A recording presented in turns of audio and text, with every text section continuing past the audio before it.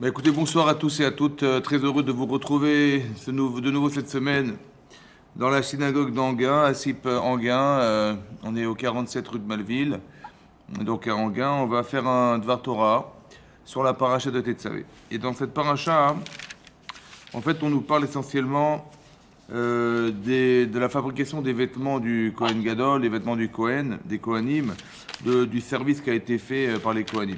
Et le langage utilisé, c'est à chaque fois Ve'asita, et tu feras, donc tu feras les vêtements, et tu feras, à chaque fois c'est répété, Ve'asueta ephod, donc ils ont fait le ephod, etc. Tous les vêtements, les Ve'lakarta étaient achetés, Avne Shoam, Maaseh Charash, etc.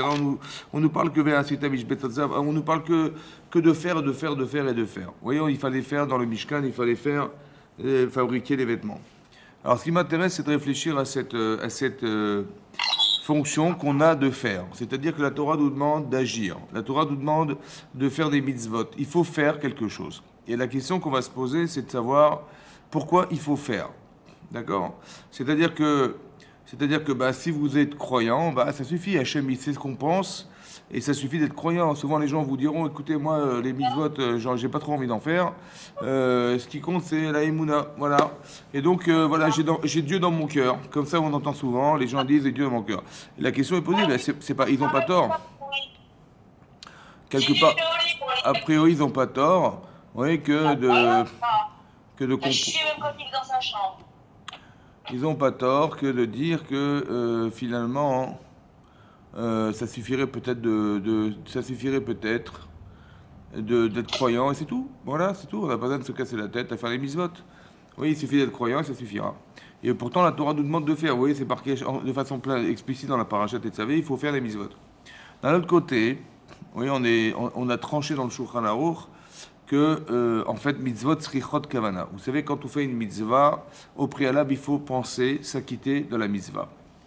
Et on a une discussion dans le Shas, dans le Talmud, savoir est-ce que mitzvot srichot kavana, est-ce qu'on a besoin d'avoir une intention au préalable avant de faire la mitzvah? L'intention, c'est de s'acquitter de la mitzvah. Et là, on a une discussion dans le chasse. Maintenant, quelle est la discussion? Bah, celui qui pense que ce n'est pas nécessaire de réfléchir et de penser à la mitzvah, bah, c'est logique d'un côté parce que, bah, qu'est-ce que vous croyez qu'on met? On met les tefilines, on fait que la tchema. Alors, ce que vous faites la tefila, bah, vous faites la tefila. Donc, on n'a pas besoin au préalable de réfléchir à ce que je vais faire la mitzvah ou pas. Celui qui pense qu'il faut absolument se connecter à la mitzvah, c'est logique d'un côté. Pourquoi? Parce que vous savez, des fois, on fait des mitzvot, on fait des actions, mais en fait, on est tellement accoutumé à les faire. Bah, enfin, à la limite, je ne sais plus si c'est moi ou si c'est un G. Est-ce qu'on singe les mitzvot? C'est-à-dire que vous avez des fois, vous dites, j'ai fait Kretschema, j'ai fait mon Birkat Amazon, je suis pas sûr. Est-ce que j'ai dit la bracha? Je suis pas sûr. Et quelquefois, des fois, on n'est pas là. Des fois, on se dit, est-ce que je l'ai fait ou pas? Ouais. Est-ce que j'ai fait Mincha? Je me souviens plus. Et donc, quel est le problème? En fait, on se rend compte qu'on n'est pas là. Et lorsqu'on n'est pas là, ben, on n'est pas là. C'est-à-dire que il faut absolument se connecter, il faut connecter un acte à une pensée. On n'est pas forcément là. Un petit peu comme dans les lois du Shabbat. Vous savez, les lois du Shabbat, il y a ce qu'on appelle Mézid et Shogeg et Mitasek. Il y a plusieurs façons de pratiquer les mitzvot ou de ne pas faire une faute. Et donc, quelquefois, quand on est Mézid, c'est-à-dire quand on est volontaire, ben, l'acte, il a été réfléchi. D'accord? Et il a été réalisé. Quelqu'un qui va, je ne sais pas moi, on n'a pas le droit de labourer le Shabbat. La personne, on lui dit, tu sais, c'est Shabbat. Il dit, oui, je sais, mais je m'en fiche. Et donc celui-là, en fait, il est conscient de la faute et il est pratiquant de la faute. Il y a des gens, je sais pas moi, ils sont en train de discuter et disent, qu'est-ce que tu fais dimanche? Bah, dimanche, il y a un match de foot. Ah bon, quoi? Ah ouais, il y a le PSG qui va jouer contre une équipe, contre l'OM. Hein, c'est un grand, grand match et tout. Et ils discutent, et ils rentrent chez eux et ils allument la lumière. Je dis, mais c'est Shabbat. Oh, j'ai complètement oublié. C'est vrai, on est Shabbat. Oh là, ça m'a complètement échappé. Pourquoi? Parce qu'en fait, j'étais déjà dimanche. Ça veut dire que, en fait, mon acte, mais il est volontaire. J'allume la lumière. C'est interdit d'allumer la lumière Shabbat. Mais j'ai pensé qu'on était dimanche. On n'est pas connecté. Ou bien, je savais que c'était Shabbat, mais je ne savais pas que c'était interdit d'allumer la lumière. Il me manque la connaissance. L'acte volontaire, je l'ai, mais je n'ai pas la connaissance. L'acte volontaire, je l'ai, mais je ne suis pas en connexion avec le Shabbat. Et ça s'appelle un shogeg dans la Torah. Ça veut dire que pour pouvoir exister dans un acte, il faut avoir la capacité d'exercer quelque chose et de la pensée qui va avec. Et donc on voit que ici pareil, quand vous faites une mitzvah, la halacha, la loi elle est qu'il faut être mitkaven, c'est-à-dire il faut être capable de réfléchir à la mitzvah, de la réaliser. Mais si je ne suis pas là, c'est-à-dire que je ne pense pas à la mitzvah, ben je ne suis pas acquitté de la mitzvah. Quelque part, je suis déconnecté de la mitzvah, j'ai singé la mitzvah, mais je ne suis pas présent dans l'acte de la mitzvah. Donc on voit que l'essentiel, c'est l'intention qu'on met dans les mitzvot. Donc revient à la question. Revient à la question, pourquoi il faut faire? Pourquoi Hachem ne se contente pas de la pensée de la mitzvah? Ouais, il suffit de penser la mitzvah. Voilà, je pense que je fais Shabbat, je pense que j'allume les lumières de Shabbat, je pense que pourquoi il faut agir? Qu'est-ce que veut dire agir? Et à quoi ça vient répondre d'agir? À quoi ça sert d'agir? Pourquoi il faut faire?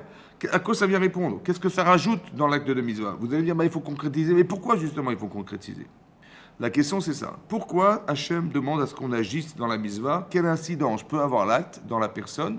Et pourquoi il faut absolument faire un acte? Voilà. Et pourquoi on ne peut pas penser la mitzvot? Pire que ça, pire que ça. La Gemara dans Brachot explique que, vous savez, quand on fait la tefila, on doit prier. On doit prier, mais on doit dire les mots. Vous voyez, vous avez des mots qui sont retrouvés qui se retrouvent dans le Sidour, dans le livre de prière. Et on apprend, dit la Torah, dit la Gemara, on apprend de Chana. Vous savez que Chana, c'est une femme qui a désiré avoir un enfant et elle va partir au Beth Amikdash et elle va se lamenter et elle va prier Hachem. Et on apprend les lois de la prière, on les apprend essentiellement de Chana. Et là-bas, c'est marqué dans le Nar, c'est marqué Siftotea Naot. Ses lèvres bougeaient. Et de là, on apprend que quand on dit la tefila, il faut prononcer les mots de la prière. Et si quelqu'un ne prononce pas les mots de la tefila, de la prière, ben, il n'est pas quitte de la mitzvah. Si vous pensez si vous pensez les mots, vous ne lisez pas, mais vous pensez les mots, on n'est pas acquitté de la mitzvah. Et la question qui est posée, c'est la suivante. Vous savez, quand je parle, vous ne savez pas ce que je pense. Alors je suis obligé de l'exprimer verbalement, parce que vous n'êtes pas capable de lire dans la pensée. Donc je suis obligé de vous expliquer, d'exprimer verbalement ce que je pense. Donc je comprends que quand on communique, ben, il faut dire, je comprends. Par contre, quand on parle avec Hachem, à quoi ça sert de dire? Puisque Hachem, il sait pertinemment ce que je pense. Il sait pertinemment ce que vous pensez. Donc il suffirait de le penser.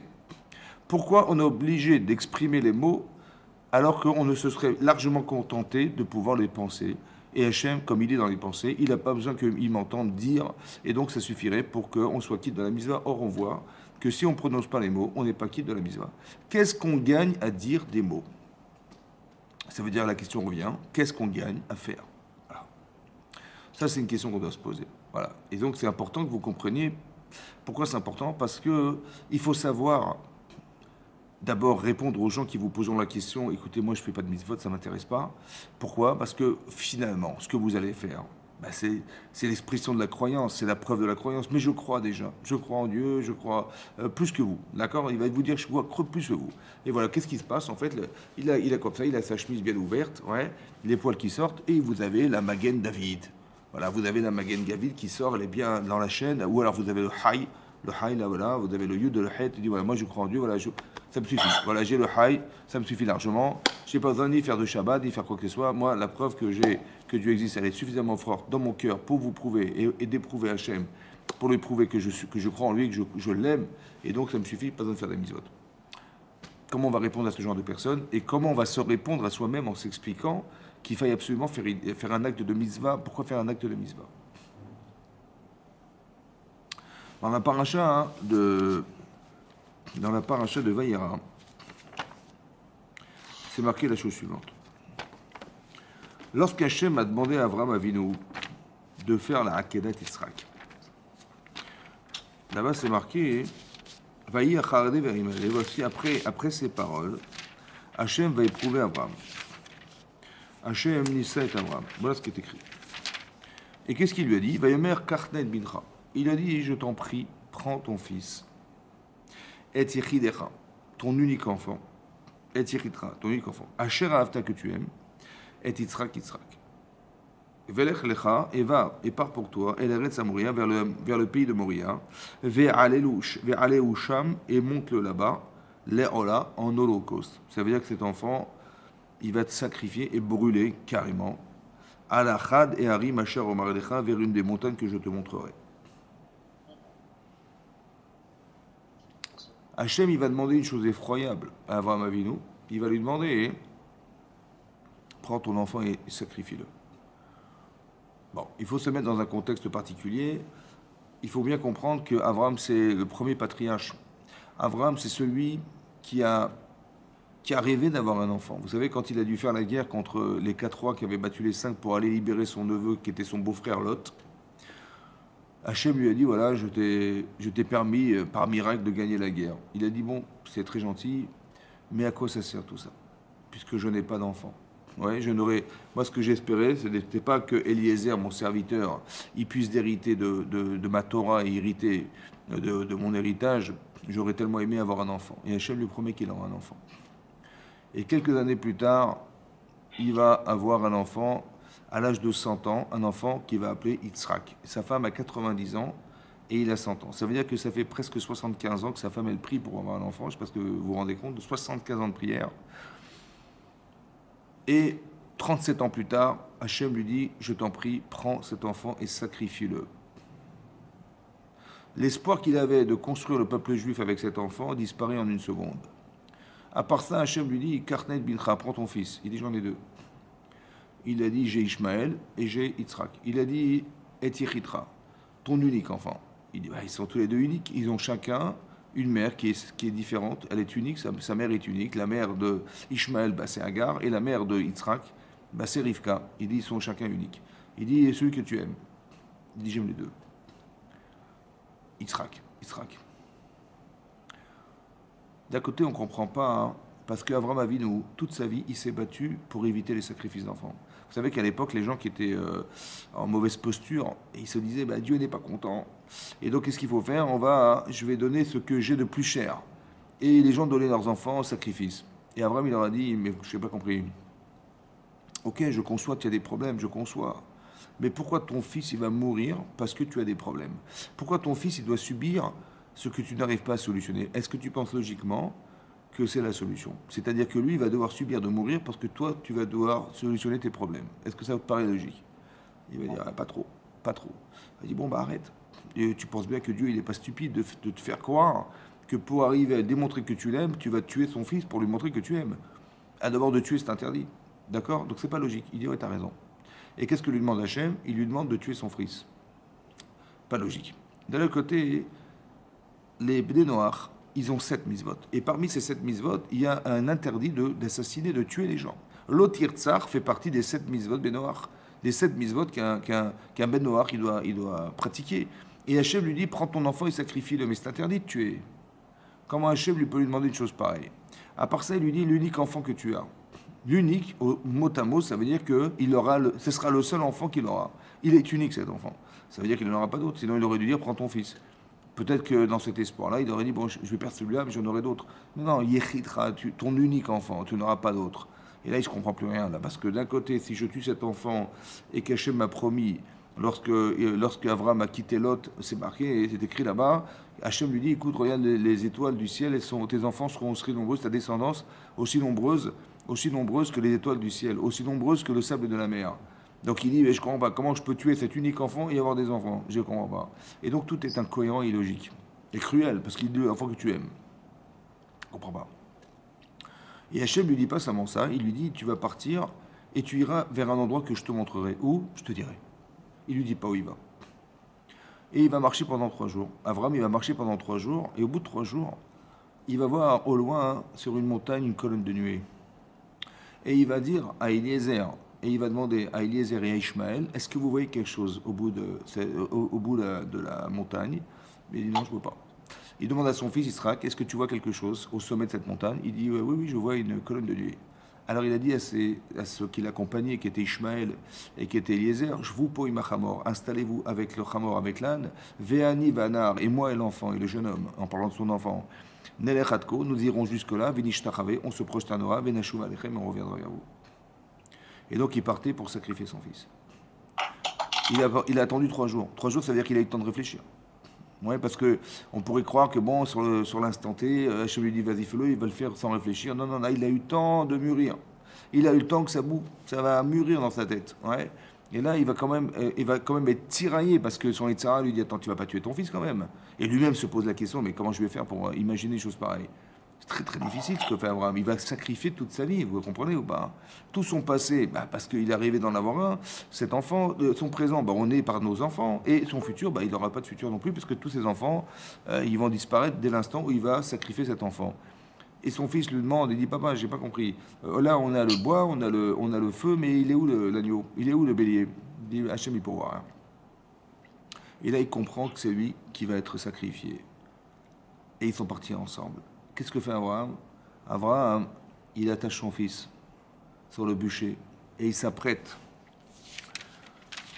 à sacrifier cet enfant. Et au moment où il va l'égorger, là c'est marqué, Vaïkra elav malach Hashem. Et sur ce, il y a un ange d'Hachem, Minash Shamaim, qui lui parle. Vayemer Avraham, Avraham Vayemer Ineni.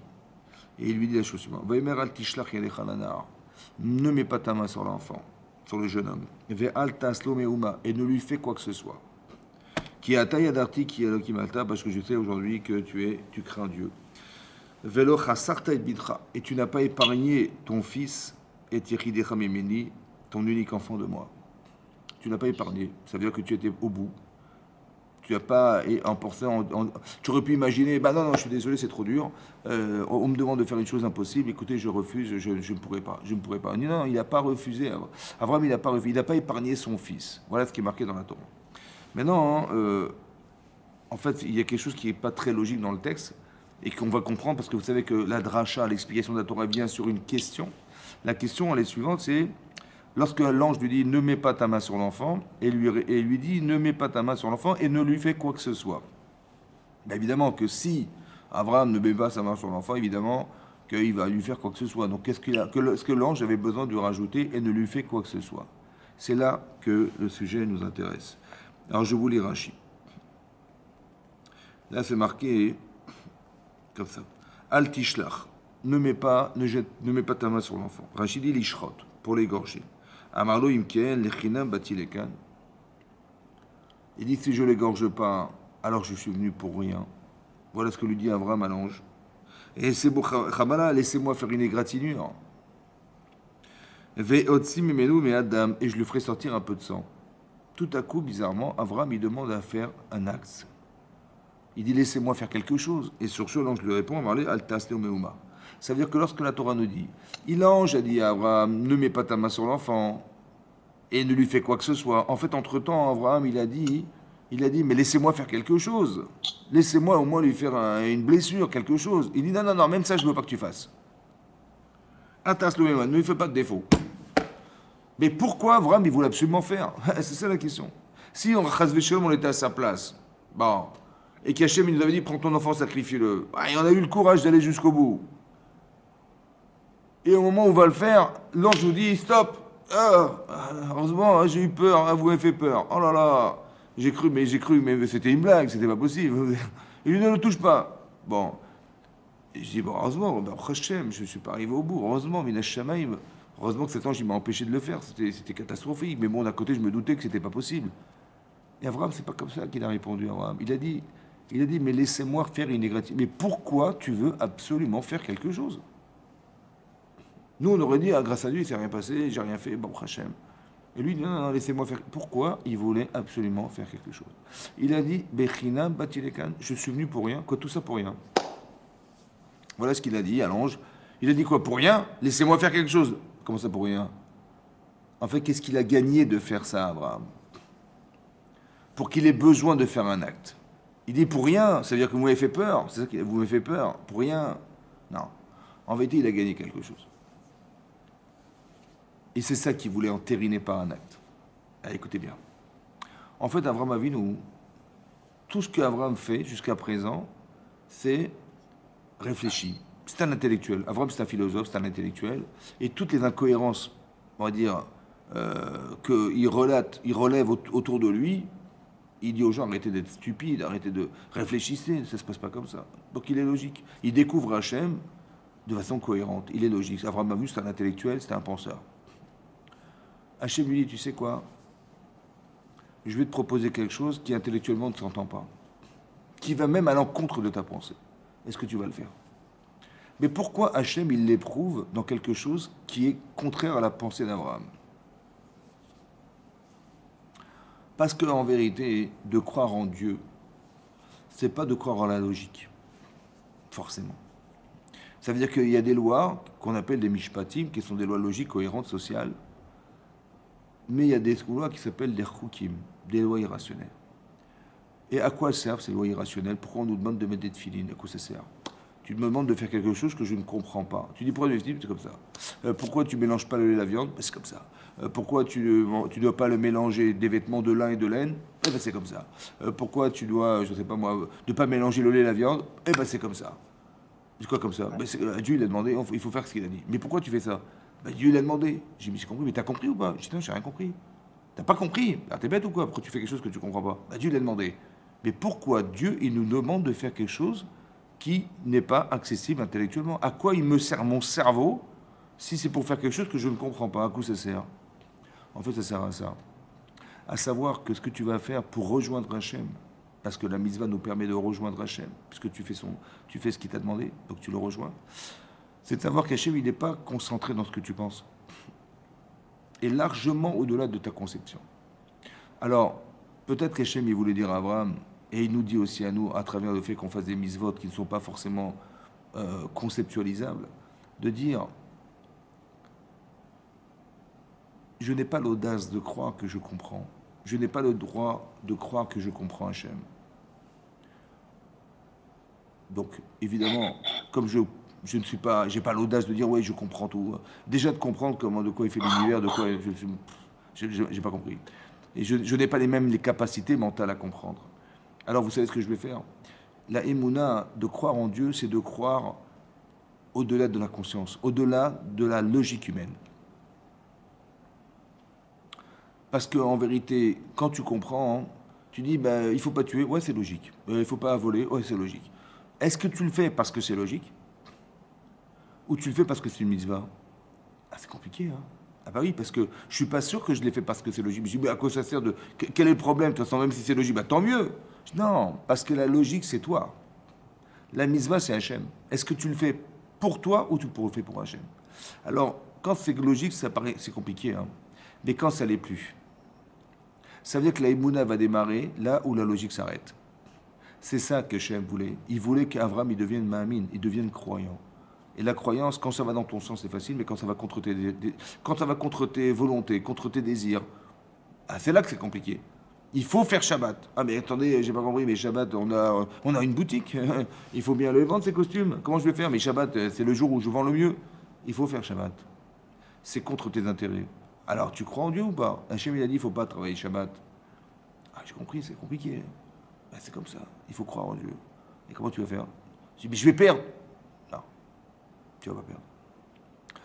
Tu vas pas perdre parce que c'est Hachem qui t'a demandé de le faire. Et c'est Dieu qui donne la part à ça. Et c'est Dieu qui te permet de subsister dans ce monde.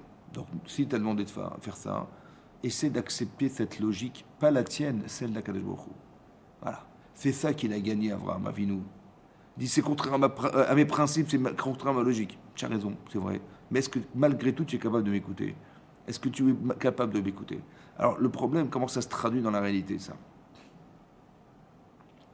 Ah ben, ça se traduit comme ça. Quand c'est contre soi, parce que, évidemment, Abraham, il n'a pas envie de sacrifier son enfant, évidemment. C'est contre ses intérêts, c'est contre sa volonté, c'est contre l'amour qu'il a de cet enfant, c'est contre lui, en fait. Et Hachem me dit, ben, est-ce que tu es capable d'aller contre toi? Pour moi. L'idée, c'est la suivante. Mon Yetzirah, hein, mon mauvais penchant, il va me dire, attends, Abraham, attends. Soyons logiques. Hein. Tu penses sincèrement que Dieu, il t'a demandé de sacrifier cet enfant, franchement. Hein. Et d'un côté, je vais te prouver que c'est faux. Tu sais pourquoi? Parce que il est unique, cet enfant, on est bien d'accord. Ok, tu n'en auras pas d'autres, tu as bien compris le message. Oui, oui. Et Dieu t'a dit que tu aurais une descendance. Donc tu vois, mec, tu t'es trompé. C'est pas possible que tu aies une descendance et que cet enfant, en fait, il puisse mourir, c'est pas possible. Donc tu vois, mec, c'est faux. Donc il a sûrement voulu dire autre chose. Et là, mon cerveau, pour ne pas souffrir, il va me trouver des solutions. Il va me dire, tu sais quoi, quand il a dit ton fils, c'est pas ton enfant. C'est l'enfant qui est en toi. Il faut que tu sacrifies l'enfant qui est en toi. Il faut que tu sois un adulte. Il faut que tu sois responsable. T'as compris? C'est ça qu'il t'a dit. Avant, il m'a dit, non, c'est pas ça qu'il m'a dit. Il m'a dit, sacrifie-le. Maintenant, si j'écoute mon Yetzirah, j'écoute ce mauvais penchant, en fait, je ne vais pas le sacrifier. Mais le sacrifiant pas, ça veut dire que Hachem, il a eu tort de me le proposer. puisque Yetzirah, il a raison. Vous avez compris ça?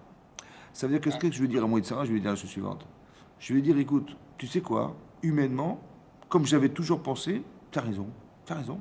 C'est vrai qu'humainement, on ne tue pas. C'est vrai qu'humainement, on ne tue pas l'enfant qu'on aime. C'est vrai qu'humainement, on ne peut pas imaginer qu'un enfant qu'on a unique, il puisse engendrer une descendance aussi nombreuse puisqu'il n'est pas vivant. Tu as raison, tu as raison. Mais si tu as raison, c'est que Dieu a tort.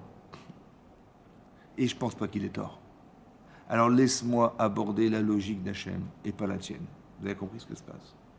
Quand Hachem il nous met en épreuve, c'est qu'on soit capable de faire abstraction de ses intérêts personnels pour rentrer dans la mitzvah de Emouna. C'est ça qu'il voulait à Kadosh Baruch Hu. C'est ça l'épreuve. De faire un choix, en fait. Au détriment de ses intérêts personnels, au détriment de ce qu'on va gagner. On croit qu'on perd, en fait on ne perd pas, parce qu'on atteint quelque chose qui est infini. C'est Hachem. C'est ça qu'il a gagné Abraham. Maintenant, Abraham, il a dit la chose suivante. Écoutez bien ce qu'il a dit. Quand l'ange lui a dit stop, ne touche pas à cet enfant, il a dit pour rien je suis venu là. Ça veut dire que tout ce que j'ai réussi à devenir, je suis devenu cet homme qui croit en Dieu maintenant. Pas qui croit en lui, pas qui croit en sa logique, il croit en Hachem. Et maintenant, tu veux pas me laisser faire quelque chose, laissez-moi faire quelque chose. De là, j'ai compris, on a compris d'ici, que quand vous faites quelque chose, vous entérinez la pensée. Vous réalisez la pensée. Mais à partir de quoi? À partir d'un acte. Ça veut dire que l'acte, à quoi il sert l'acte? Il sert à ça. Quand je vous dis, par exemple, il faut venir au slichot le matin. Quand c'est le mois des Louls, on vient tôt le matin pour faire les slichot. Vous venez ou venez pas? Il y a des gens qui vont vous dire, attends, il ne faut pas exagérer, c'est un peu tôt quand même. Il y a des gens qui vont dire, oui, je viens. À quoi sert l'acte? Ben, l'acte, c'est un repère. Oui. Où est-ce que tu en es? Ben, je ne sais rien. Ben, vas-y, viens au slichot. Viens à la tfila tous les jours. Ne rate pas un minyan le Shabbat, ne rate pas un minyan dans la semaine. Tu y arrives ou pas? Ben, des fois j'ai pu, des fois j'ai pas pu. L'autre dit, oui, j'ai toujours fait. Ben, le repère, c'est ça. L'acte, c'est un repère. Est-ce que tu as été en capacité de faire? Mais comment tu veux savoir si tu es courageux, si tu es volontaire, si tu es fainéant, si tu es intelligent, si tu es sensible, si tu es... D'où tu vas savoir? Si tu as de l'empathie, d'où tu vas savoir? Ben, il faut faire. Donc la première chose qui existe dans l'acte, qu'il n'y a pas dans la pensée, c'est le repère. Où est-ce que tu en es? Où est-ce que tu en es? Ben, je ne sais pas. Ben, vas-y, fais-le. D'accord? Ça, c'est la première chose. C'est comme si je vous demandais, je vais vous demander, allez, tout le monde sait nager. Oui. Tout le monde sait plonger, bien sûr. Du bord de la piscine. Ah oui, du bord de la piscine, on sait plonger. Allez, monte à 5 mètres. Tu montes l'échelle du plongeoir. Tu arrives à 5 mètres. En haut du plongeoir. Est-ce que tu plonges ou tu plonges pas? Il y a des gens qui vont dire, oui, je plonge. Et je vais dire, non, j'y arriverai pas à plonger. Bah, j'ai peur. Je n'y arriverai pas. Mais pourquoi tu n'y arrives pas? Ben, j'ai peur. Mais pourquoi tu as peur? Ça veut dire que c'est à ce moment-là que commence la réflexion. Et de se dire, le repère en vérité c'est l'acte. C'est-à-dire, quelles sont mes forces et quelles sont mes faiblesses? Mais j'en sais rien. Alors je vais vous donner l'exemple du plongeoir. Pourquoi tu plonges pas? Je dis, ben je plonge pas parce que c'est trop haut. J'ai peur de la hauteur. Très bien. Pourquoi tu plonges pas? Je plonge pas aussi parce que je ne sais pas comment je vais tomber sur l'eau. Très bien. Et je plonge pas non plus parce que l'eau, ben, si je tombe mal, ça me fait mal. Mais ça peut être très dangereux. Très bien. Et puis à part ça, est-ce que j'ai l'équilibre? J'en sais rien. Ok. En vérité, vous avez compris que l'acte permet de définir qui nous sommes exactement. Et qu'est-ce qu'il faut travailler sur soi pour arriver à atteindre quelque chose. Il n'y a que l'acte qui peut définir, il n'y a que l'acte qui peut décrypter tout ce que je vous dis. Il n'y a que l'acte. Parce que dans la pensée, moi, vous voyez, là, je me vois plonger, là. Voilà, je me vois monter l'échelle du plongeoir, et je me mets au bord du plongeoir, et je plonge. Il n'y a aucun problème. Dans la pensée, j'ai aucun problème. Ça veut dire qu'on ne peut pas se réaliser par la pensée. Vous savez pourquoi? Parce que la pensée, tout est possible. Par contre, dans l'acte, non. C'est-à-dire, si vous réfléchissez vrai, on vous dira, bah écoute, bravo, t'as bien pensé. Mais est-ce que ça a une incidence? Non. T'as mal pensé? On s'en fiche. Par contre, si t'as bien dit ou t'as mal dit, t'as bien agi ou t'as mal agi, ça t'engage. Ça veut dire que le fait qu'on agisse, c'est engageant. Le fait qu'on agisse, c'est preuve de quelque chose. On ne sera jamais condamné parce qu'on a mal pensé. Par contre, on sera condamné si on a mal agi. Mais mal agir, c'est mal penser. Vous allez dire c'est pareil? Non. Parce qu'il s'est passé quelque chose qu'on va essayer de définir ensemble. dans le fait d'agir. Qu'est-ce qui s'est passé et à quoi vient répondre un acte. Là, je vois de la Torah, je vois de Rashi, que Rashi nous dit qu'Avram a voulu absolument faire quelque chose.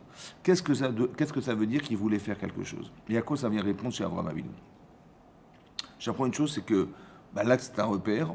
Et la deuxième chose que je comprends, c'est que ça va changer quelque chose en moi. Je ne sais pas exactement ce que ça va changer, mais j'ai a priori compris que ça doit faire qu'Avram, il va devenir le Mamin en agissant. La mitzvah fait quelque chose en lui. Qu'est-ce qu'elle fait en lui? Parce que la pensée ne suffisait pas a priori. Mais pourquoi? Et pourquoi il faut dire la prière et pas penser la prière? Parce que je vais vous expliquer une chose. Quand vous réfléchissez, vous pouvez tout faire par la pensée. Je me peux même sauter en parachute, je peux sauter de la tour Eiffel. Voilà, je me vois, je rentre dans un avion, je monte à 4000 mètres d'altitude, voilà, j'ai mis la combinaison, j'ai mis mon parachute, j'ai mis mon casque, on ouvre la porte, je me vois ouvrir la porte, et hop, je saute de mes 4000 mètres, je vois ma femme en bas, elle me dit «Oh, comment vas-tu mon chéri?» Et moi je la vois toute petite, elle mesure 2 mm, et je vais la rejoindre. Et je me vois plonger, je fais des cabrioles dans l'air, et je descends, j'ouvre mon parachute, j'arrive et j'atterris. Voilà, je me vois très bien le faire. Mais bizarrement, hein, si réellement je montais dans un avion et que j'aurais tellement peur qu'on est obligé de me jeter de l'avion pour me faire sauter en parachute, je crois que j'aurais pu faire ça moi, tellement c'est compliqué. Mais qu'est-ce qui s'est passé? Pourquoi tu n'es pas capable de faire ce que tu penses? En vérité, vous savez pourquoi? Parce qu'on a juste oublié qu'on avait un corps. C'est pas ta tête qui a peur, c'est ton corps qui a peur. C'est pas ta neshama qui a peur, c'est ton corps. Et là, on va rentrer dans une nouvelle dimension. Et vous allez comprendre que le problème, il n'est pas dans ma neshama, il n'est pas dans ma conscience, il est dans mon corps. C'est lui qui n'a pas envie. C'est lui qui n'a pas envie de se lever le matin. C'est lui qui n'a pas envie de faire des efforts. Quand je vous dis, on a besoin de quelqu'un pour aider à déménager, qui c'est qui vient? Bon, c'est une mitzvah, il faut aider les gens. Ou il faut inviter des gens Shabbat. Qui c'est qui va aider des gens, qui va inviter des gens Shabbat? Attendez, ça va me coûter combien? Ils sont sympathiques les gens? Attendez, est-ce qu'ils sont fréquentables? Bon, Maneshama me dit, écoute, c'est une mitzvah, on y va. Maneshama me dit, on y va, c'est une mitzvah, j'y vais. Mais pourquoi je ne l'ai pas fait? Pourquoi j'ai hésité? Pourquoi? Parce que mon corps est dit, attends, j'ai quand même pas été travailler, faire des efforts pour aller payer à manger à des gens que je connais pas. Et puis il va savoir est-ce qu'ils sont agréables, sont pas agréables. Vous avez compris que le raisonnement et le discours, il est corporel. Lorsque je me trouve en haut de l'avion, en haut à 3000, à 4000 mètres d'altitude, mais si c'est que Maneshama, il n'y a pas de problème, elle s'envole, Maneshama, il n'y a pas de problème. Par contre, celui qui a peur, c'est pas Maneshama, c'est pas celle qui me fait vivre, non, c'est celle qui entretient ma vie. C'est mon corps qui a peur. C'est mon corps qui voit la hauteur du haut, là, comment je vais y arriver. Ça veut dire que ce que vous ressentez, vous dites, mais j'ai peur, c'est pas vous qui avez peur, c'est votre corps qui a peur. Et comme votre corps, il ressent quelque part cette peur, vous la traduisez intellectuellement, ouais, comme la peur d'avoir à confronter cette hauteur. Mais ce n'est pas votre esprit qui a peur. Votre esprit, il retraduit la peur de votre corps. Il la comprend en fait. Mais c'est pas vous qui avez peur. C'est votre corps qui a peur. Je vais vous dire la différence. Vous avez remarqué que, je ne sais pas, mesdames, par exemple, la première fois que vous avez fait des chalotes de votre vie. Bon, votre belle-mère, elle a dit, voilà, c'est simple, tu prends 1 kilo de farine, tu mets deux cubes de levure, ou 1 cube de levure, tu mets de l'eau, du sel, un peu d'huile, etc. Et tu vas faire la pâte et tu verras, tes chalotes, elles vont être magnifiques. Ben écoutez, madame, je vous ai écouté, j'ai fait comme vous m'avez dit, elles sont dures comme de la pierre. J'ai pas compris. Mais comment j'ai suivi scrupuleusement ce que vous m'avez demandé de faire et elles sont immangeables. Bon, après on va recommencer 1 fois, 2 fois, 3 fois, 10 fois, 15 fois. Et à bout de 15 fois, je me dis, mais elles sont magnifiques, mes chalotes, elles sont agréables, elles sont onctueuses, elles sont parfaites. Et je me rends compte qu'au fur et à mesure que je fais quelque chose, j'ai l'assurance, je trouve de l'assurance, je trouve des compétences. C'est comme dans le monde du travail, dans le monde professionnel. Votre première année dans l'entreprise et votre troisième année dans l'entreprise n'a rien à voir. Vous êtes à l'école, en mathématiques, au début, on balbutie. En écriture, c'est pareil, mais à force d'écrire, on écrit de mieux en mieux. À force de faire des dictées, on apprend des mots, on est rassuré. Qu'est-ce qui s'est passé? En fait, ce qui s'est passé, c'est que l'articulation de l'acte permet de vous rassurer. ça vous satisfait, vous avez un plaisir. Au début, c'est difficile, et après, on prend plaisir. Mais qu'est-ce qui s'est passé? L'acte. C'est l'action qui va faire que, en fait, c'est celle qui va être la répétition des actes qui va vous rassurer. Vous avez compris? Mais c'est pas ma neshama qui est rassurée, parce que ma neshama n'a rien besoin de tout ça. C'est mon corps qui a peur, c'est mon corps qui est anxieux, c'est mon corps. Vous avez compris? Voilà. Autrement dit, lorsque, ce qui paraît incohérent, mais lorsque Avram, on lui dit, prends ton fils et sacrifie-le, c'est marqué dans la Torah, Vayeshkem Avram Baboker. Il s'est levé tôt le matin. Le lendemain, il s'est levé tôt le matin pour aller sacrifier son fils. Et Rachid dit qu'il se darez, il s'est zélé, il était pressé d'y aller. Donc, comme si qu'il avait gagné au loto, Abraham avait dit, il a gagné au loto, alors qu'il sait qu'il va partir tuer son fils. J'ai pas compris. Comment il peut avoir de la joie de faire que pour nous, on aurait imaginé que c'est la pire des jours de notre vie, quoi. Quel simcha il a trouvé là-dedans. Et qu'est-ce que c'est que la joie? En fait, c'est comme ça. Hachem, il lui a demandé de faire une mitzvah. Sa neshama dit, je fonce. Mais mon corps, il dit, je peux pas. Je suis désolé, je peux pas. J'aime mon enfant, je ne peux pas. Vous avez compris? En vérité, le paradoxe, il vient dans le contraste entre ce que ma neshama ressent et ce que mon corps y ressent.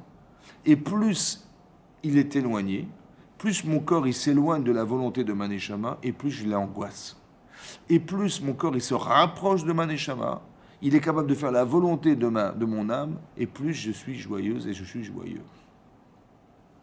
La joie, c'est la proximité, la distance, c'est l'angoisse. Si par exemple on vous dit, imaginez-vous, Chazvé Shalom, vos enfants, ils arrivent en retard à la maison.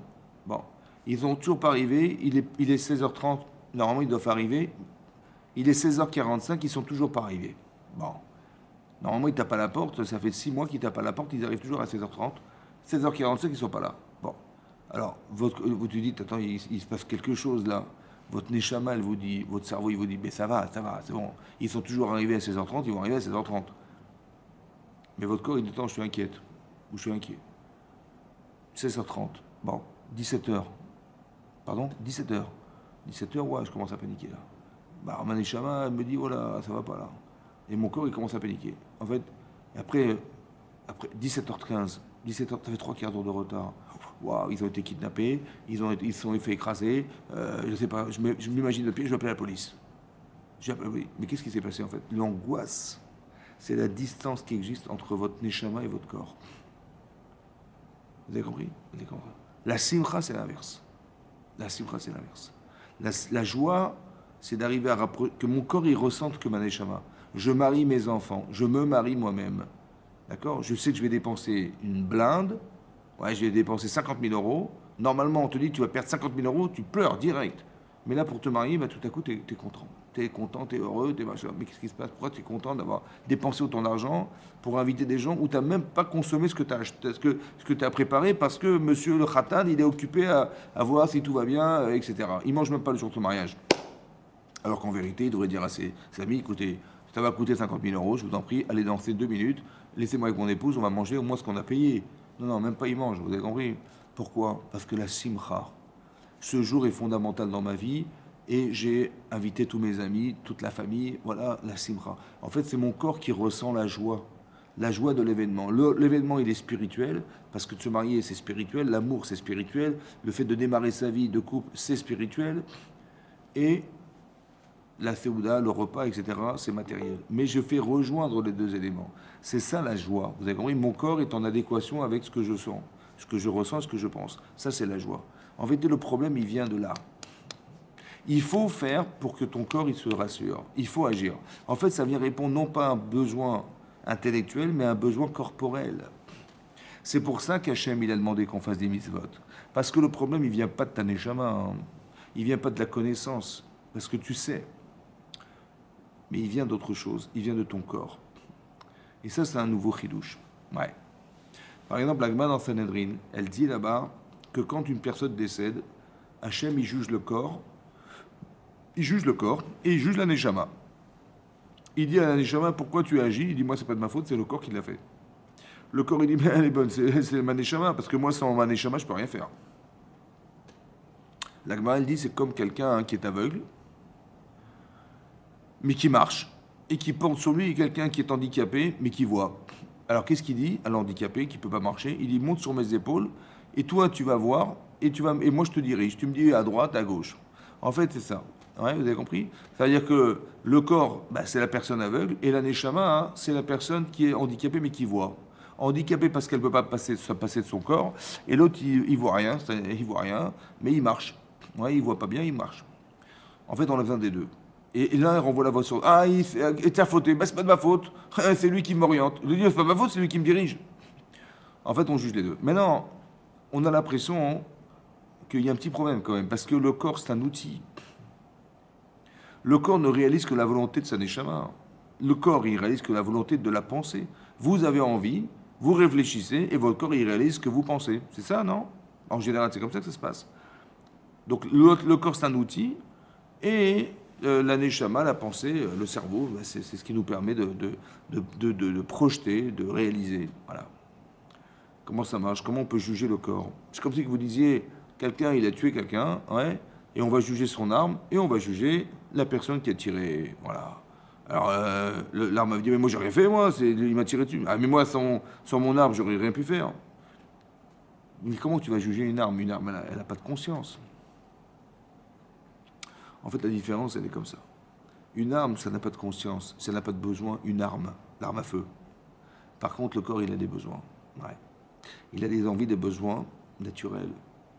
Et ça, hein, c'est peut-être lui qui pousse la personne à agir et à mal agir ou à bien agir. Le désir. Le désir, il vient quoi? Il vient du cœur. Il vient du corps, en fait. Vous avez compris? Maintenant, est-ce que ce que je désire correspond à la vérité de ma neshama, de ce qui est marqué dans la Torah ou pas? C'est ça l'enjeu. Mon cerveau, il va permettre d'être intermédiaire entre mon corps et mon âme. Ma conscience, elle va être l'intermédiaire entre mon corps et mon âme. Mais mon vrai problème, c'est pas ma neshama, c'est pas mon cerveau. Mon vrai problème, c'est mon corps. Est-ce que tu vas te laisser influencer par ton corps? Est-ce que c'est lui qui va décider ou c'est toi qui vas décider? Le Yetzer Hara, hein, il va te mettre des limites, en fait, qui sont des limites corporelles. Et donc, il va falloir agir pour répondre à ce problème corporel. Vous savez, quand Hachem, il a créé l'homme, c'est marqué dans la Torah une contradiction, a priori une contradiction. C'est marqué Vayitzer Elokim et Adam. Hachem, il a fabriqué l'homme, Afar Minadama, à partir de la poussière de la terre. Vaipar Beapav Nishmat Raim, il a insufflé dans ses narines un souffle de vie. Vaïl et Nefesh Raya, il est devenu un être vivant. Vayitzer, il a fabriqué, la fabrication, c'est à partir de la matière. C'est ça fabriquer. Donc il a pris de la terre, il a pris de l'eau, de l'air et du feu, et il a fabriqué le corps humain. Mais dans ce corps humain qu'il a fabriqué, il a insufflé un souffle de vie, et il est devenu un être vivant. Donc il est clairement marqué dans la Torah que l'être humain est une fabrication à partir de la terre. Mais d'un autre côté, plus tard dans la paracha, c'est marqué Vaïvra Elohim. Hachem a créé Adam à son image, Betzelem Elohim bara oto, il l'a créé, Zachar ou Nekeva bara otam, mâle et femelle, il les a créés. Maintenant en français, bara, c'est pas Yotzer. Bara, c'est pas la fabrication. La bara, hein, c'est de la création. La création, c'est ex nihilo, c'est-à-dire qu'il y avait que Hachem, et de Hachem, il a créé l'être humain. Donc tu vois bien qu'une fois c'est marqué dans la Torah qu'il a fabriqué l'homme, Adam. Et une fois c'est marqué dans la Torah qu'il a créé Adam. Comment c'est possible que ça soit contredit à ce point? En fait, le Malbi m'explique. La fabrication de l'homme, c'est le corps humain. La création de l'homme, c'est la neshama. Il y a une partie que nous portons en nous qui est une création. Ça a été créé. Ce qui a été créé, c'est ce qui vient d'Akadosh Baruch Hu. C'est une création. Ça veut dire qu'on porte quelque chose en nous qui est de l'ordre du divin. C'est la neshama. Et on porte quelque chose en nous qui est de l'ordre de la fabrication qui sort d'anima. En fait, ce qui se passe, c'est que Rachid nous explique la chose suivante. Rachid s'étonne. Dans la paracha, Rachid, quand je dis Rachid, il ramène un midrash qui dit qu'on a appelé l'homme Nefesh Raya, un être vivant. Et Rachid s'étonne. Il dit, mais Nefesh Raya, un être vivant, on le retrouve, ce terme, dans la fabrication des animaux. On a dit là-bas, Vayitzer, pareil, mais là-bas il y a un seul yud et pas deux yud, comme c'est marqué dans la création de l'homme. Rachid expliquait, parce que quand on crée l'homme, pardon, quand on fabrique l'homme, on le fabrique pour ce monde-ci et on le fabrique pour le monde à venir. C'est pour ça qu'il y a deux Yud dans Vayitzer. Il y a deux Yud. Par contre, dans l'animal, il n'y en a qu'un. Parce qu'il n'est pas fait pour aller au monde futur, lui, il va rester sur Terre. Il m'a écrit Vayitzer. Et là-bas, c'est marqué, quand on a fabriqué les animaux, c'est marqué aussi Nefesh Chaya, ce sont des animaux, mais qui sont des êtres vivants. Mais comment on a pu utiliser les mêmes termes pour parler de la fabrication des animaux et la fabrication des hommes? Normalement, on aurait dû dire d'autres termes pour la fabrication de l'être vivant, l'homme vivant, l'homme. Et Rachid a expliqué, non. En vérité, à la différence de l'animal, c'est qu'on lui a rajouté Nitosavbo, on a rajouté en lui la déa et le dibour. En français, c'est la pensée et la parole.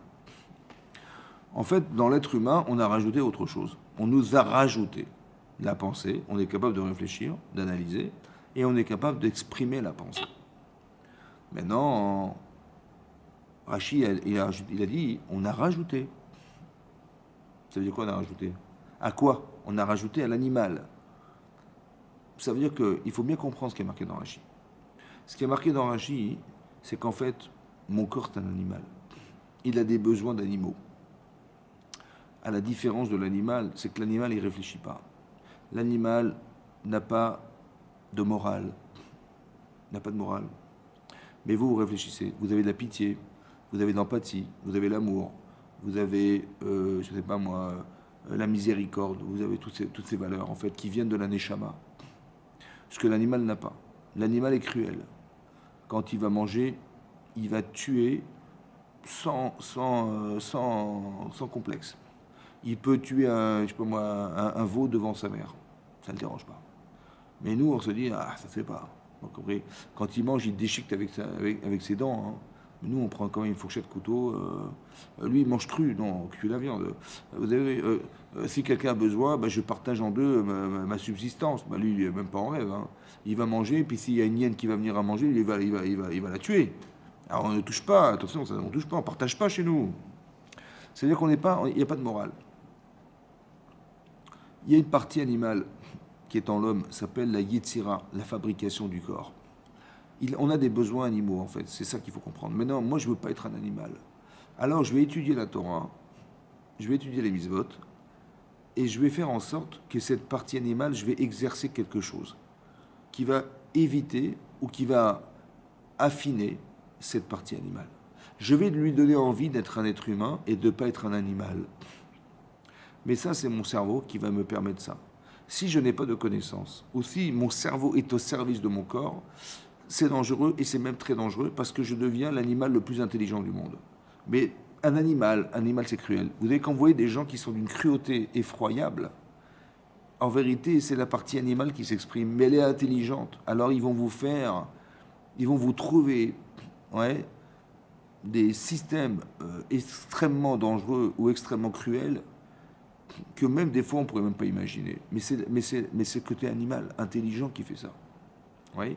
Quand vous voyez, je sais pas moi, les avions deux avions qui vont rentrer dans le World Trade Center et qui vont exploser et qui vont faire tomber ces tours sous prétexte que la puissance américaine, elle doit tomber. Mais quelle cruauté il faut avoir pour faire une chose pareille. Mais c'est une cruauté intelligente, hein, parce qu'il fallait y penser à ça. Ah, il fallait penser. Mais ça, c'est la cruauté intelligente, ça. Vous avez compris?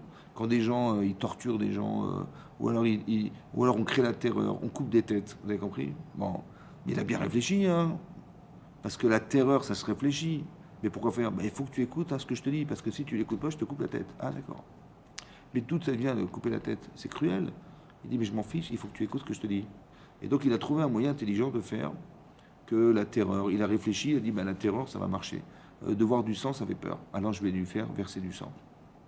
Cette cruauté, en vérité, elle est animale, elle n'est pas humaine. Et nous, on demande d'avoir de la morale, on demande de réfléchir, on demande. Aujourd'hui, on respecte les humains, il y a une liberté d'expression, tout ça, c'est pas des animaux qui pensent comme ça, c'est des humains qui pensent comme ça. Mais quand je dis humain, ça veut dire qu'on utilise son cerveau au service de l'humanité et pas contre l'humanité. Vous avez compris? Et donc, c'est-à-dire qu'il faut comprendre qu'on est tiraillé entre deux choses. J'ai un cerveau et j'ai un côté et j'ai un corps. Et en fait, les besoins ne sont pas les mêmes. Alors il faut que tu agisses pour arriver à changer ta façon d'être ta façon animale d'être. C'est-à-dire que ton corps, c'est lui qui te pose problème. D'où on le voit ça, d'où on le voit. Parce que vous savez, quand Hachem il a demandé à Adam Arishon de nommer les animaux. Dans la paracha de Bereshit, c'est marqué clairement là-bas, Hachem il a demandé à Adam de nommer les animaux avant de lui proposer sa femme. Et il a donné des noms aux animaux qu'Hachem il a conservés jusqu'à aujourd'hui. Et Adam Arishon il s'est rendu compte qu'elles avaient tout un féminin, mais il n'avait pas de féminin. Et donc Hachem lui a proposé son épouse.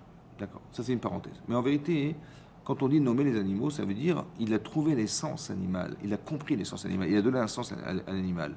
Et il a même été capable de se dire, voilà, cet animal, il correspond, ce masculin correspond au féminin. Il a été capable de conjuguer deux êtres, ouais, en sachant que cet animal correspond à celui-là, et donc c'est en les accouplant qu'ils vont produire, se reproduire. Il a su ça, il a compris ça. Il était chacham, intelligent. Hachem sur ce lui dit, écoute Mazal Tov, tu as nommé les animaux, peut-être 20 sur 20, c'est tout réussi.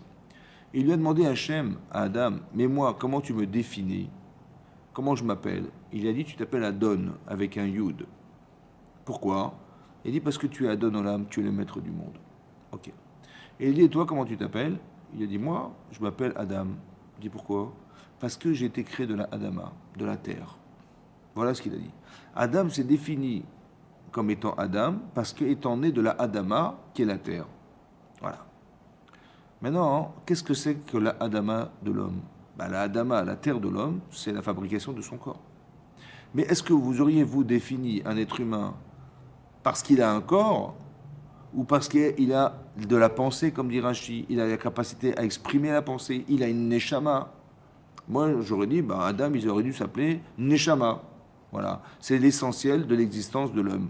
C'est ce qui le différencie de l'animal. Donc j'aurais dit, par essence, il est plus un intellectuel que quelqu'un qui va subir ses pulsions animales. On est bien d'accord. Mais pourquoi il s'est appelé Adam Adama? Il aurait dû s'appeler Neshama, il aurait dû s'appeler Mahashava, qui est la pensée, il aurait dû s'appeler Dibour, qui est la parole. Voilà, comme ça j'aurais pensé que Adam se serait nommé. Il dit non, je m'appelle Adam. Pourquoi il s'appelle Adam? Adam qui relate le fait d'être né, de fabriquer de la terre. Parce qu'en vérité, qu'est-ce qu'a fait Hachem? Hachem, il nous a créé avec une dualité. Il a mis dans un corps animal, il a mis une neshama. C'est comme si qu'il avait mis un ange, voilà, parce que c'est spirituel, dans de la viande. Dans de la viande, carrément dans de la viande. Vous allez me dire, mais même les animaux, ils ont une conscience animale, mais pas évolué comme l'homme. L'homme, il a une neshama, une âme, que n'a pas l'animal. Mais Hachem, il a fait quand même un truc incroyable. Il a mis une âme dans de la viande. Dans de la viande. Et cette âme, elle réside essentiellement dans le cerveau. Comme ça, c'est marqué dans la Gemara, et c'est aussi marqué dans la Halacha. Vous savez qu'on met les tefilines, nous les hommes, on met les tefilines sur la tête et sur le bras. Sur le bras, parce qu'on veut que nos actions elles soient orientées vers Hachem, et sur la tête, parce que nos pensées, elles doivent se tourner vers Hachem. Mais pourquoi sur la tête? Parce que la Neshama, le siège de la Neshama, c'est le cerveau. C'est ce qui est marqué dans la Halacha. C'est pour ça qu'on met les tefilines sur la tête. Le siège de la Neshama, il est dans le cerveau. Ça veut dire que lorsque vous réfléchissez, normalement, vous devez réfléchir moralement, avec toute la moralité qui va avec. Parce qu'Hachem, il est sensible, Hachem, il est moral, Hachem, il est droit, Hachem, il est juste. Et cette droiture, et cette justesse, et cette pensée, et cette philosophie, elle vient de votre cerveau. C'est ça. Maintenant, qui c'est qui va guider qui? Est-ce que c'est mon cerveau qui va guider mes actes, et qui va guider mon corps, et qui va le diriger? Ou bien, c'est mon corps qui va donner envie à mon cerveau de réaliser ce que lui, il a envie d'être. C'est comme si que vous avez un cavalier sur un cheval sauvage. D'accord? Est-ce que le cavalier, il va suivre son cheval à sa guise, il va le suivre? Ou bien non, c'est lui qui décide. C'est lui qui décide où ira le cheval. Vous avez compris? C'est un peu la même image. Vous avez une neshama, vous avez un corps. On juge le corps parce que le corps, il nous attire vers quelque chose. Lorsque vous réfléchissez, vous avez envie ou pas envie, c'est difficile, pas difficile, en fait c'est votre corps qui a un problème. C'est le côté Adama qui me dérange. C'est ça qui me dérange. C'est ça le vrai problème. C'est ça que je dois solutionner. Et en vérité, en faisant des actes, vous allez voir que ça va vous changer. Pas votre cerveau. Non, ça va changer votre corps. C'est votre corps qui va avoir envie de... C'est votre corps qui va se rendre compte qu'on peut se rassurer en agissant. C'est votre corps qui va avoir une satisfaction. C'est votre corps qui va vouloir réaliser ce que votre cerveau il avait envie de faire parce que vous avez trouvé du plaisir. Vous avez compris? Du plaisir. C'est-à-dire que le discours animal n'est pas le discours corporel. Ce n'est pas le discours intellectuel. Si je vous dis par exemple que le Shabbat, on est Mekadesh, on sanctifie le Shabbat. Mais qu'est-ce que c'est que le Shabbat? Ben, le Shabbat, c'est de fêter quelque part la finalité de la création du monde. Hachem, il a créé le monde en 6 jours, le 7e jour, il s'est arrêté. Mais en fait, Hachem, il s'est arrêté. La finalité de la création du monde, elle s'est faite un jour qui s'appelle le jour du Shabbat. Et je vais fêter le Shabbat pour relater de la finalité de la création d'Hachem. Et donc, en relativisant cette relation avec la création du monde, je relate le fait qu'Hachem, il ait créé le monde. Donc, je crois en Dieu en faisant le Shabbat. Et quand quelqu'un, il renie Chazé Shalom le Shabbat, il renie pas le Shabbat, il renie Dieu avec le Shabbat. D'accord? Voilà. Donc, renier Dieu, c'est renier celui qui a créé le monde. C'est pas pareil que renier d'avoir mangé du porc. Ou renier d'avoir, comment vous dire, d'avoir porté des vêtements de lin et de laine. Bon. On transgresse la Torah, c'est une chose, Chazé Shalom. Mais là, c'est pas renier la Torah, c'est renier la création d'Hachem, qui est la création du monde. Et donc aussi, trahir, en fait, trahir la relation qu'on a avec Akadosh Baruch Hu, ça n'a rien à voir. Vous avez compris, c'est beaucoup plus grave. Maintenant, qu'est-ce qui se passe? En fait, mon cerveau, il me dit, il faut que je fasse Shabbat parce que ça fête, on va fêter la création du monde. Et mon corps, il dit, mais j'ai pas compris, qu'est-ce que tu fais Shabbat? Shabbat, on va faire la prière. Ah d'accord. Shabbat, on va étudier la Torah parce qu'en semaine, on n'a pas vraiment le temps, mais là, Shabbat, on est libre. On va étudier, on va faire des télim, on va faire. Il dit, mais moi, ça ne m'intéresse pas, moi. Attendez, moi, j'ai envie de m'éclater, moi, j'ai envie d'aller à Deauville, j'ai envie d'aller au casino, j'ai envie de faire du. J'ai envie de kiffer, mon corps, il n'a rien à faire à lire des télim, il n'a rien à faire à s'asseoir et étudier la Torah, ça ne m'intéresse pas, mon corps ne m'intéresse pas. J'ai envie de gagner de l'argent, j'ai envie de profiter de ce monde, voilà, c'est ce que mon corps me dit. Qu'est-ce que je vais lui répondre? Alors je vais lui répondre comme ça. Tu sais quoi, Shabbat? On va bien manger. Ah bon? 3 repas. 3 repas. Pourquoi les Khamim ils ont institué des repas, à votre avis? Pourquoi, à chaque fois que vous fêtez une idée, il faut manger? À chaque fois. Vous allez fêter un anniversaire, il faut manger. Vous allez fêter une Brit Mila, il faut manger. Vous allez fêter une Bar Mitzvah, il faut manger. Vous allez fêter un mariage, il faut manger. À chaque fois, on fait quelque chose, on mange. Toujours. Mais pourquoi? Pour fêter quelque chose, pour inaugurer quelque chose qui intellectuellement est valorisant. Ouais, un anniversaire, ça se fête parce que, voilà, mon petit garçon, il a grandi, il faut qu'il se soit marqué, il faut manger. Mais pourquoi tu manges? En vérité, je mange parce que mon corps ne comprend pas ce que c'est que fêter un anniversaire. Mon corps ne comprend pas ce que veut dire faire Shabbat. Tu fais de quoi? Il ne comprend rien. Par contre, si tu dis, tu sais quoi, c'est bon, hein? En fait, on va relativiser la fête en fonction de ce que tu vas manger. Tu vois, je sais pas moi, une naissance, ça se fête. Alors on va inviter des amis, on va inviter la famille. Bon, une bar mitzvah, ça fait encore plus grand. Par contre, un anniversaire, c'est plus petit. On fait un petit gâteau, ouais. Donc c'est pas pareil. Donc en fait, je me rends compte que la taille du repas, il est relatif à l'événement qu'on va fêter. C'est ça. Et donc mon cœur il dit ah oui, je vois que c'est très important. D'où tu sais? Parce qu'on mange plus. Ah oui, là on mange moins, donc c'est moins important. En fait mon corps il va relativiser la situation en fonction de ce qu'il va manger. Mais j'ai besoin qu'il mange. J'ai besoin qu'on prenne du plaisir. J'ai besoin que le Shabbat ça soit délectable. Pourquoi? Parce que tu vas te délecter des plats. Mais pourquoi faire? Bah, tu dis, mais je vais fêter Shabbat. Mais pourquoi tu dois manger? Pourquoi tu prends du plaisir? Parce que mon corps il comprend pas ce que je vais faire. Mais si j'ai envie qu'il le fasse, alors je vais lui donner envie. Comment? En mangeant bien. Et je vais bien m'habiller, et je vais me maquiller, et je vais me parfumer, et je vais je sais pas quoi, voilà ce que je vais faire. Mais mon corps, en fait, il n'a pas envie. Mais là, il aura envie. Donc j'ai réussi à rattraper le désir de mon corps de pouvoir faire Shabbat. Il n'y a que comme ça que ça marche. Vous avez compris? Pourquoi? Parce que le discours que vous avez intellectuellement ne correspond pas à un discours corporel. Et donc il faut trouver des moyens corporels de rattacher votre désir corporel à celui de la mitzvah. Le seul moyen, c'est ça. C'est qu'il ait envie de manger, il a envie de faire du plaisir, de kiffer sa pkaïla, sa dafina, son damrout, sa bourra, voilà, tout ça il adore. Et c'est ça Shabbat. C'est comme vous arrivez vendredi soir, vous êtes exténué, fatigué après une semaine de travail, et vous vous dites, ah, Baruch Hashem, c'est Shabbat, hein, on va fêter la création du monde. Ah, c'est super. Ah, heureusement que c'est Shabbat, on va fêter la création du monde. Non. On va pas dire ça, non. On va pas dire, on va dire heureusement que c'est Shabbat, on va se reposer. Et là, je regarde le canapé, je vais m'allonger tout Shabbat, je vais kiffer mon canapé, mon lit. Voilà. En fait, c'est le plaisir. Le plaisir, il est corporel. Et c'est ça la vraie fonction. C'est ça la première fonction que nous avons. C'est pour ça que Adam, il s'appelait Adam. Parce qu'il savait pertinemment que son vrai travail, et c'est un travail corporel. C'est un travail sur soi, un travail sur la Adama, la terre. C'est ça qui est marqué dans la Torah, que l'onit la Torah, on a Torah n'a été donné que là, et la Tsaref est abiriot, pour affiner la personne. Affiner, ça veut dire qu'on va devenir plus raffiné dans notre façon de penser, dans notre façon d'être. Ouais, on va avoir des comportements différenciés. Pourquoi? Parce que l'animal, il ne fait pas de différence. Mais nous, on veut s'affiner un petit peu. Vous savez, quand on doit manger, on fait la shrita. On va essayer d'éviter qu'il souffre. Et si l'animal a souffert, on n'a pas le droit de le consommer. Si le couteau n'est pas bien aiguisé, c'est interdit de consommer. On ne vit pas de la souffrance animale. Donc c'est pour ça que la Torah interdit de consommer ces animaux, parce que voilà, on peut pas. Ou des animaux, vous voyez que nous, ce qu'on consomme en cachère, ce sont des animaux qui sont domestiques. On mange pas de serpents, on mange pas de choses qui vivent dans des animaux sauvages. Ouais, on mange pas, non. Par contre, on mange des animaux qui sont domestiques et qui vivent dans des fermes. On mange des agneaux, on mange des bœufs, on mange voilà, des vaches, des animaux domestiques, des animaux qui sont dociles. Voilà, qui sont pas. Pourquoi? Parce que la cruauté animale, elle peut avoir une influence fondamentale sur notre comportement. Et de manger des animaux sauvages, ça a forcément une incidence un incidence sur nous. On va nourrir notre partie animale alors qu'on voudrait nourrir notre partie spirituelle.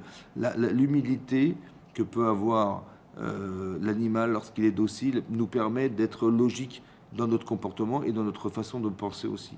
Ouais. Donc c'est très très lié. C'est pour ça que je vous explique qu'on a une mitzvah d'agir parce que l'action, elle va entériner ça, elle va permettre à mon corps de pouvoir réaliser ce que ma tête pense. Vous avez compris? Mon corps n'a pas forcément envie. J'ai pas envie de sauter en parachute, j'ai pas envie de faire Shabbat, j'ai pas envie de faire. Alors quand les personnes me disent mais moi je m'en fiche, j'ai la Emouna. J'ai compris, tu as l'Emouna, Dieu est grand, bon, tu as raison. Mais dis-moi, tu m'amènes, ouais, est-ce que tu peux respecter Shabbat? Pardon? C'est quoi Shabbat? Shabbat, il faut que tu fasses la boutique. Ah oui, tu prends pas ta voiture. Pardon?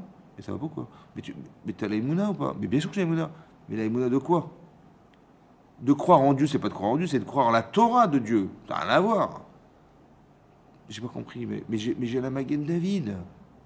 Mais la Magen David, elle démontre quoi? Mais je suis juif. Voilà, je te montre, je suis juif. Voilà, j'ai la Magen David. J'ai compris, mais si t'es juif, mon vieux, c'est parce que ta mère est juive. On t'a pas demandé d'être juif. Ah bon?